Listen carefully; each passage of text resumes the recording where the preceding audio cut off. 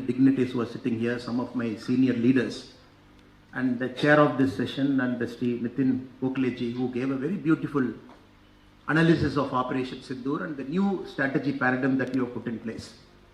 And my topic for the day, we are focusing on strength of civilization and India's national security, Bharat's national security. And I'm going back at least 1,000 years before.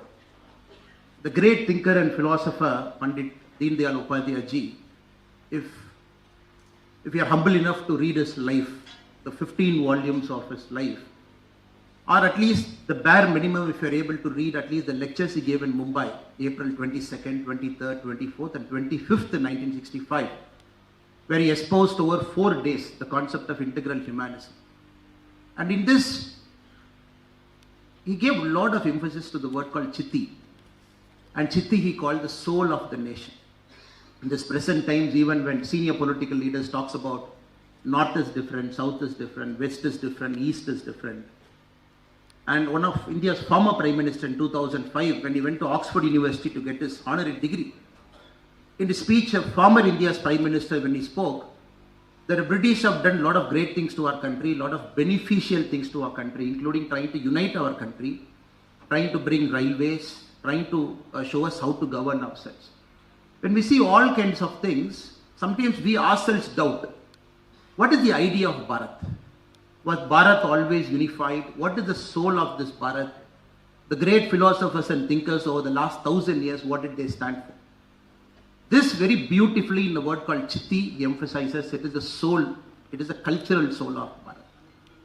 And Pandit Deen Dayal Upadhyaya ji goes one step further. He uses a word called Virat after that.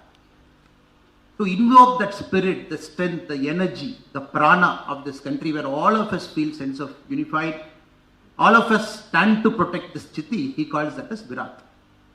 And Operation Sindoor is a very classic example of the Virat of this nation. Even some political parties till 1965, they wanted to secede from our country. And there is a chief minister of that political party ruling a state. He was forced to take a flag march procession with the army people during Operation Sindoor to say that no, all of us are standing for our Bharat, we are standing for our armed forces. So the whole of country in the spirit, all of us were together. That Virat, which Pandit Deen Dayal Upadhyaya ji keeps emphasizing, which we have very vividly, our generation has very vividly seen during Operation Sindoor. And that is what I am trying to focus in the next 30 minutes, the civilizational strength. Friends, if Mahabharata chapter 9, Bhishma Parva, if you are able to read it, the 70 verses, very beautifully they say what is Bharat Varsha, what is our geography, what is our ethnography. When a question was asked, where is the battle happening? It is happening in Kurukshetra. Why it is happening? It is happening between Pandavas and Kauravas. It is happening in which land? It is happening in Bharat Varsha land. In this, the chapter 9, very evocatively they talk about 150 river systems, 220 different kingdoms, that is in Bharat Varsha, 30 bigger lakes, 80 mountain ranges, and 300 pilgrimage spots, all of which are connected in that Bharat Varsha. We are talking of Mahabharata, chapter 9, where we talk. If we go to Vishnu Purana, evidences vary. People say it is 400 BC it came. People say it came at 600 AD. Whatever time we take, if we take Vishnu Purana, there they try and define what Bharat is. It is to the north of sea. It is to the south of Himalayas. From north to south, if we measure the distance, it is going to be 1,000 yojanas. Each yojana is about 3.2 kilometer. Approximately that line should be 3,200 kilometer from Kashmir to Kanyakumari. If modern times we go and measure, it is exactly that distance. So Vishnu Purana clearly talks about Bharat Varsha, all of us are together. There are some civilizational markers, just like Operation Sindoor. Operation Sindoor, what are we protecting? The armed forces, our technological might, people standing up in the border. Why we are protecting the idea of Bharat? Not only are we protecting the idea of Bharat on May 7th, not only in that day we protect. If we go back, we protected it years and years and years over the last 1,000 years.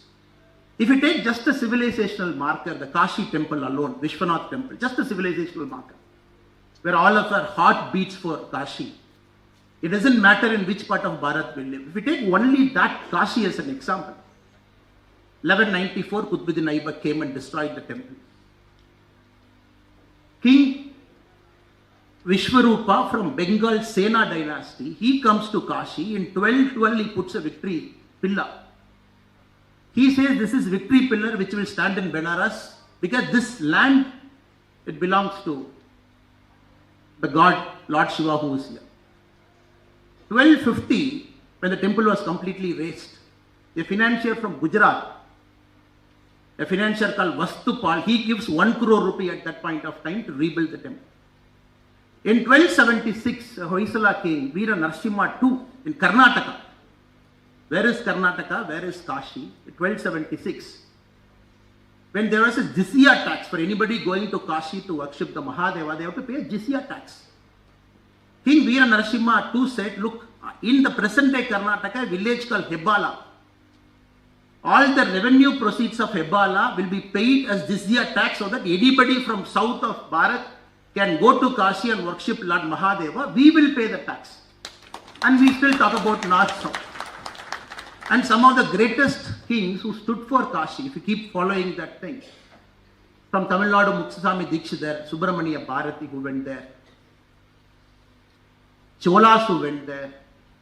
Again, if you look at the Travancore kings, for Carnatic Kiritas about Kashi, they said the Vijayanagar Rayas who brought about exposition of Kashi.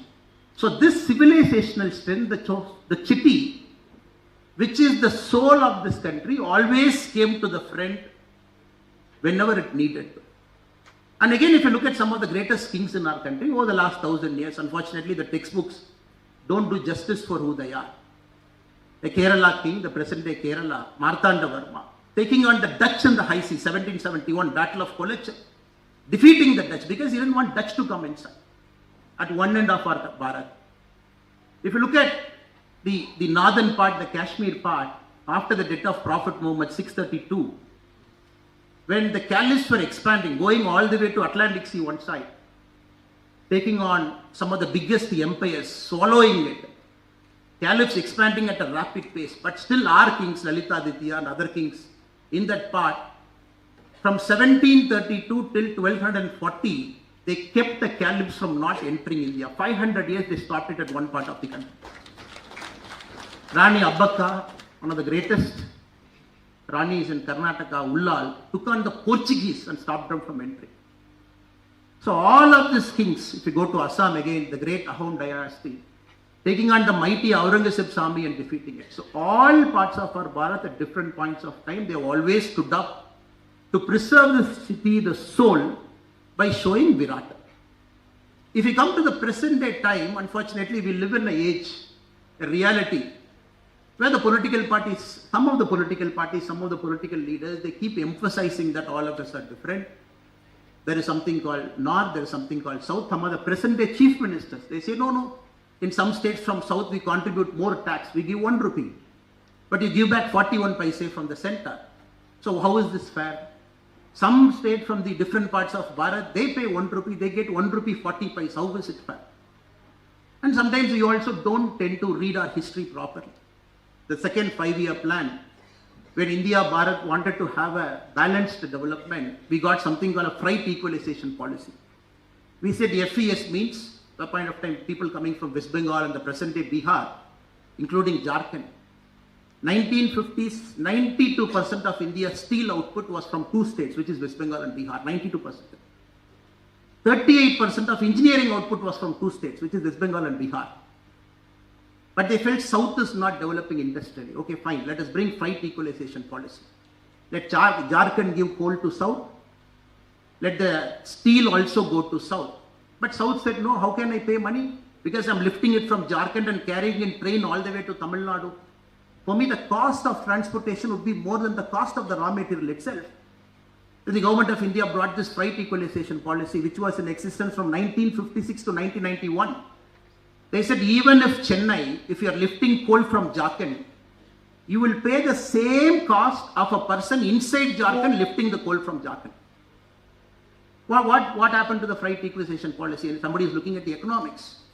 The engineering output, which was at 92%, at 30 years, it came down to 20%.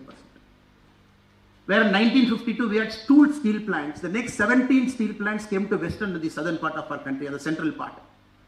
So we saw a very skewed balance of development. One part was growing fast, other part was not growing. Now suddenly we take this north and south to say, no, no, no. There is culturally one part of India is so rich, one part of India is culturally not so rich. That is why we are a superior civilization. No. Our civilizational strength, it was very clear. Be it our temples, because Pandit Deendayal Upadhyay very, very clearly espoused, man is not separated from his surrounding. We are a part of surrounding. We are a part of nature. We are a part of spiritual realm. We are a part of the wider world. And we are a part of the cosmos. So this theory where he interlinked the human being to a larger cosmos, the same theory we will see it in our country also, the civilizational strength, where no sacred place in our country can claim we are the only sacred place. That is why we have 51 Shakti people. We have 12 Jyotirlinga, which is spread across our country, where every part is special, every part is sacred. And this civilizational unity, I believe, is our greatest security strength, more than the external borders where we stand with drones and the armies and some of the mightiest weapons. Because if our civilizational soul is preserved, the chitti is preserved, where all of us feel a sense of virat all the time, I don't think any external power can come and destroy us, can come and conquer us. Just like Operation Sindoor, where our security forces stood for us, all these kings, some of the greatest dynasties, they stood for a country. And if you look at Mahabharata, again chapter 9, the ethnography, not only do they talk about geography, they talk about ethnography also.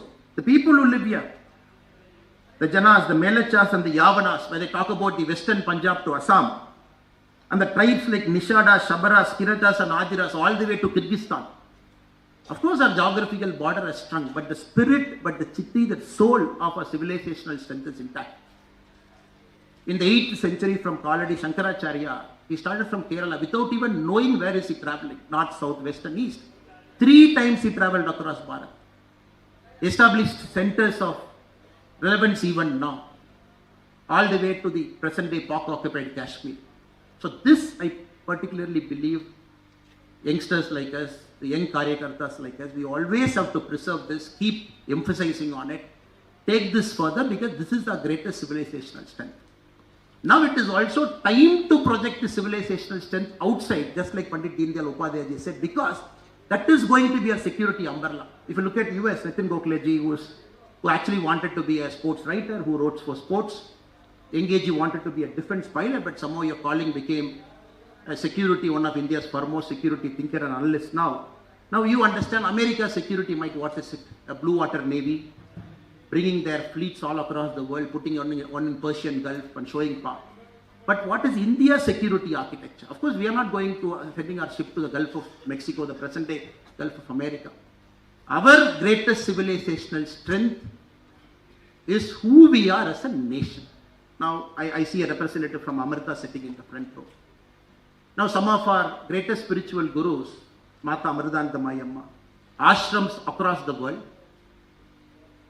Isha, Jaggi Vasudevji, ashrams across the world, Sri Ravi Shankar, the Art of Living Foundation, who takes India's civilizational strength, negotiated a peaceful settlement in Colombia. Americans couldn't do it in 2016.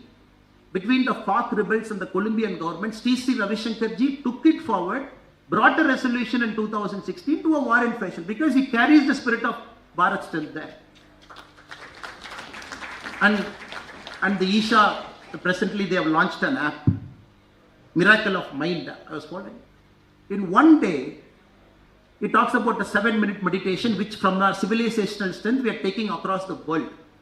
Because we know, as per the World Health Organization survey, 1 out of 8 people live in severe anxiety or depression. 3 people out of 10 people on the verge of getting into a mental problem in the next 10 years. When World Health Organization talks about it, a spiritual guru from India launches something called Miracle of Mind. Download an app, do meditation for 7 minutes. If you look at the downloads that happened in the first 1 hour, it is 1 million downloads, which beat ChatGPT's download in the first 1 hour. Again a spiritual guru from Bharat taking our civilizational strength outside. Mata Amardanandamayi Amma. Even 10,000 people, 20,000 people hugging everybody till 3 a.m., 4 a.m. in the morning. Doing this without seeing the color, creed, race, caste, wherever the person comes. Same thing does in America, same thing is happening in Australia. Baba Ramdev, the yoga.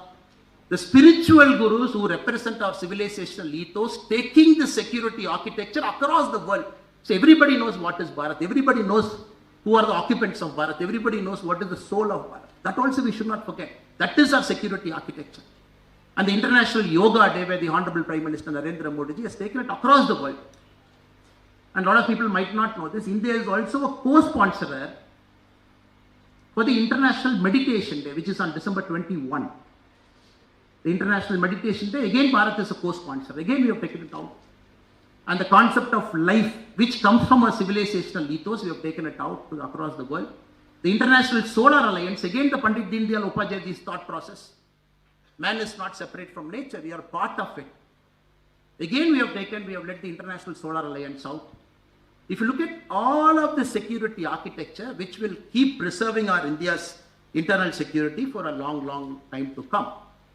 And more importantly, friends, if you give me some more time, Pandit Deendayal Upadhyay clearly kept emphasizing many a time about our language, about our culture, about our indigenous knowledge system. He said these three things from which the chitti, the soul of our nation flows. If we keep preserving it, so we need not fear anybody in the world. As a nation, we will always be ramrod straight.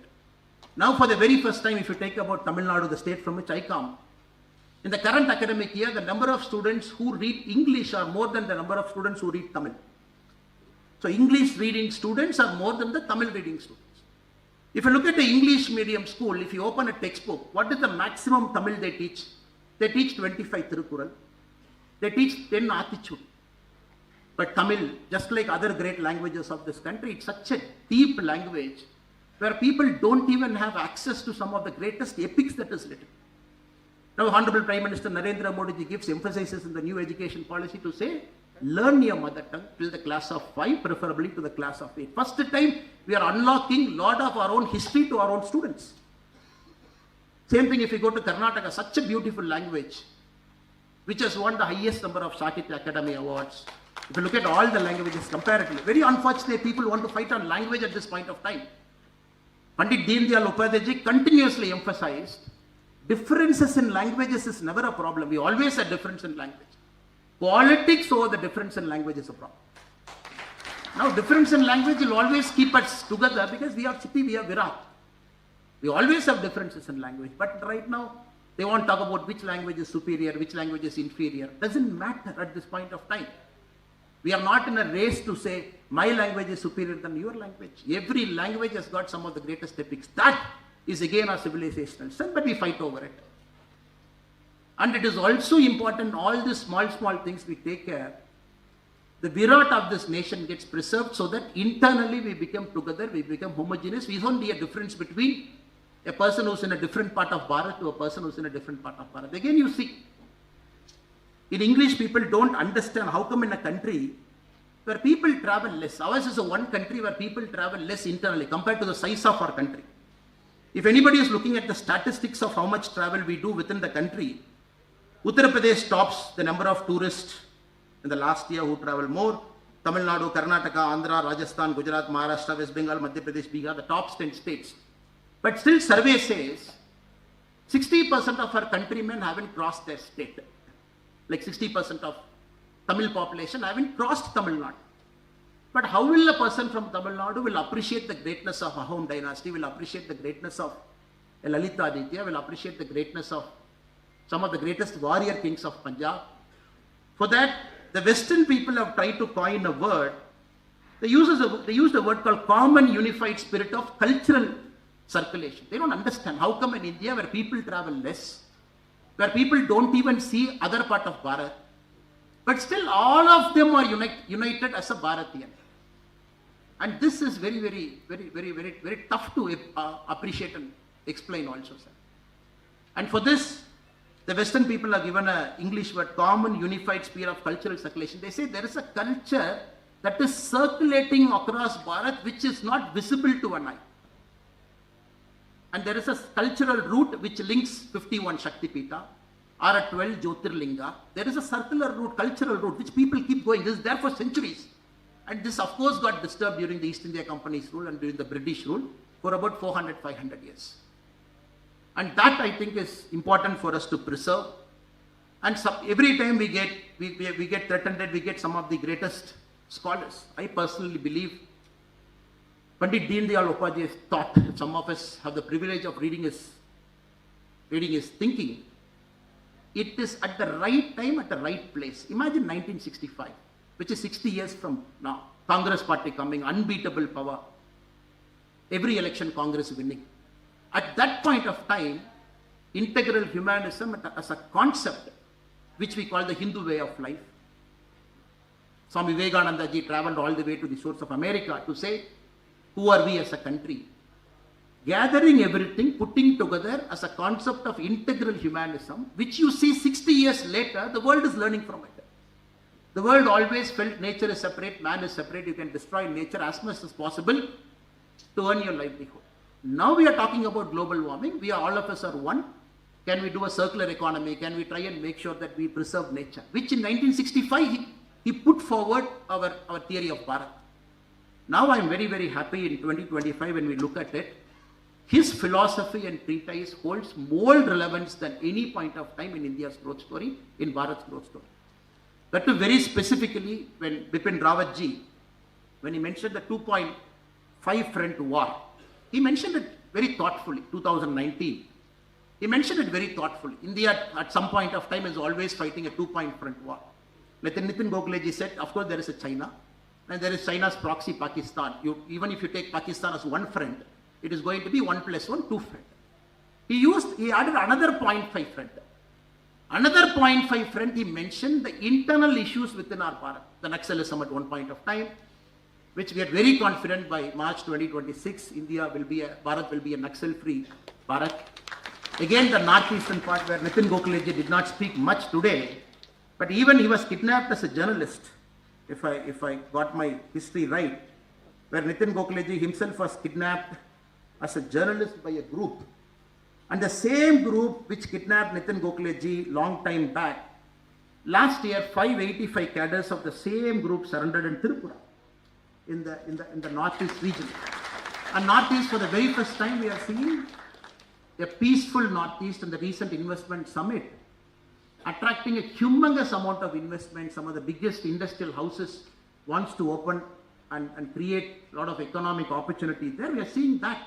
First time we are seeing the internal problems that has plagued our country for a long time. First time we are seeing it is settling down. The so-called 0.5 front war, probably in our era, maybe in the next 20, 30, 40 years in our lifetime, we might see this 0.5 front, internal front might get dissipated. Just yesterday, our army chief in Singapore, in the Shangri-La dialogue, he mentioned a word. He said in the Operation Sindoor, 15% of our operational time went for battling fake news. In Nitin Gokhale's presentation, on the last line, he mentioned that we got to get better at managing narratives. I think it's a very, very important statement he mentioned. And yesterday, the army chief said 15% of our operational time. Imagine people in the border fighting, people thinking, taking real-time decisions. 15% of our time went in battling narratives. And that Deen Dayal Upadhyaya ji, I think that is where his integral humanism does a greater service. The spirit, the chitti, the virat, if the people of our country, we understand, we follow it, we inculcate it, we take it, I don't think we have a problem with fake narratives then. Because everybody wanted to set up something, everybody wanted to say, this is happening, that is happening, all of us are different. Just yesterday, I was very amazed to see an army chief mentioning that 15% of operational time getting into battling narratives. I think that is the way the warfare is going in the front also, sir. And more than that, my friends, I also want to take this opportunity to talk about two other pressing issues. Now, Deen Dayal Upadhyaya ji, for the security architecture, he clearly emphasized many a time that defense equipments, the technology always have to be internal. Now, if you look at some of the Indian private companies, if some of you read about them, the Gripens use some of India's technology. The Eurofighters, radar and Eurofighter is supplied by an Indian company. But for a long time, somehow we had this fascination that the Western uh, countries are great, their military technologies are great. Nobody wants to touch an Indian company for a long time. When the present government, under the leadership of Honorable Prime Minister Narendra Modi ji, wanted to open up the defense, just look where we are. India's defense production, we have reached 1.46 lakh crore in financial year 2024-2025. When you compare this 10 years before, it is 214% rise. 214%. The Make in India initiative in defense alone, we have increased. If you look at the exports, again 10-year time frame, exports have increased 30-fold. We are at 24,000 crore. We have increased 30-fold in the last 10 years. And 2029, we have kept a very realistic defense target of 3 lakh crore production and 50,000 crore exports by 2029. In fact, when we conceptualized BrahMos, Brahmaputra and Moscow, the name itself signifies that Russia and India together. But how many of us know, in the initial BrahMos, it was 85-15. If you look at the BrahMos component, 85% of the BrahMos component was Russia, only 15% of BrahMos component was India. If you look at the present day manufacturing of BrahMos, it is 70-30. 70% of a BrahMos is India and 30% of the parts we use in a BrahMos is 30. So every single day, of course you all know the greatest spokesperson for our BrahMos missile is the Pakistan Prime Minister. So he has become our ambassador. And Azerbaijan, he said, oh, we wanted to launch after the prayers, like we mentioned the J.D. Vance statement. They wanted to launch it after their prayers against our country.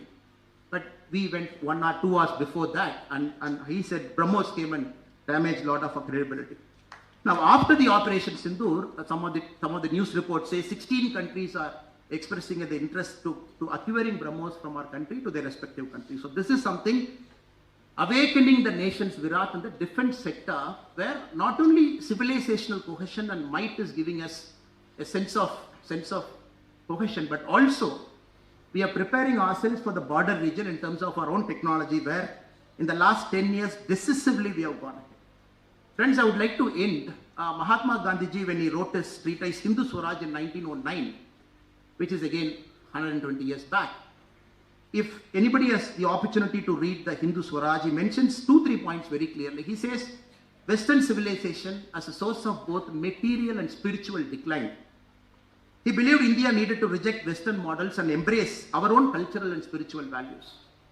Geeta Ragasya, Balagangadhara Tilak at different points of time, everybody emphasized that we got to go local, we got to be Bharatiya in our spirit, and that is the only thing that will keep us alive. That is why when we see most of the major civilizations are fossilized now.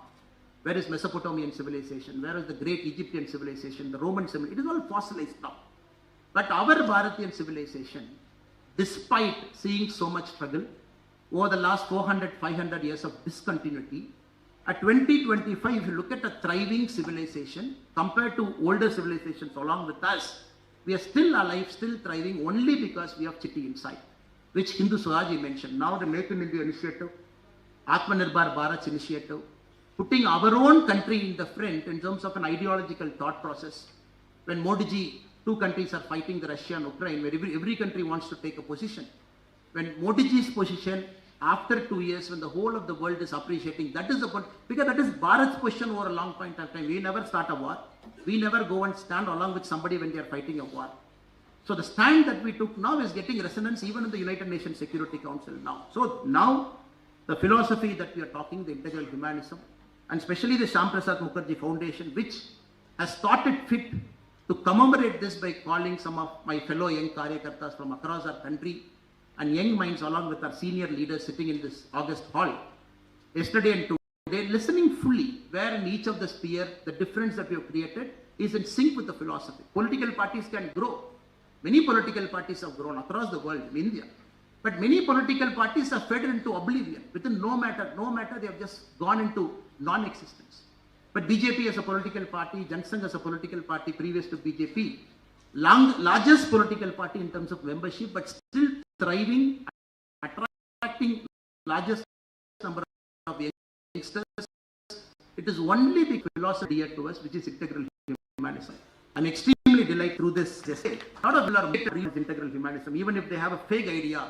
But to read the 15 volumes of the life of Pandit Deen Dayal Upadhyay ji, bring youngsters, because Deen Dayal Upadhyay ji very clearly, 2-3 places he emphasized. people change political parties. He was totally aghast to see why do people change political parties. People join a political party, they change a political party. He said, when there's no principle, what is that political party going to do for Bharat? In one of his lectures, he mentions it. Because people who change political parties don't have a principle. They don't even know where they belong. In fact, he called the Congress party as a party where a mongoose and a snake both existing in a single frame. Because no ideology, no coherent vision, they don't know where to go. And that is where BJP as a party, we differentiate ourselves because we have a philosophy. And all the colors of our party, we own the philosophy, we belong to that philosophy, we take this philosophy forward. A political party can get defeated, but a philosophy never can get defeated. That is why, friends, today this wonderful meeting organized by the Shyam Prasad Mukherjee Foundation, where we brought all of us together, is a time for us to re-energize ourselves, to recommit ourselves, to read more about this wonderful philosophy and live by that philosophy. And I take this privilege and this honor of to thank a simple Karyakarta like me is invited to here to come and talk with respect to my tenure, 9-10 years as a police officer, the way I see it, combining my political responsibilities as a Karyakarta to the philosophy, to what our country is going through in terms of the security architecture. I take it as a great privilege, sir. Thank you so much for calling me, inviting me. And I say my sincere pranam to Nitin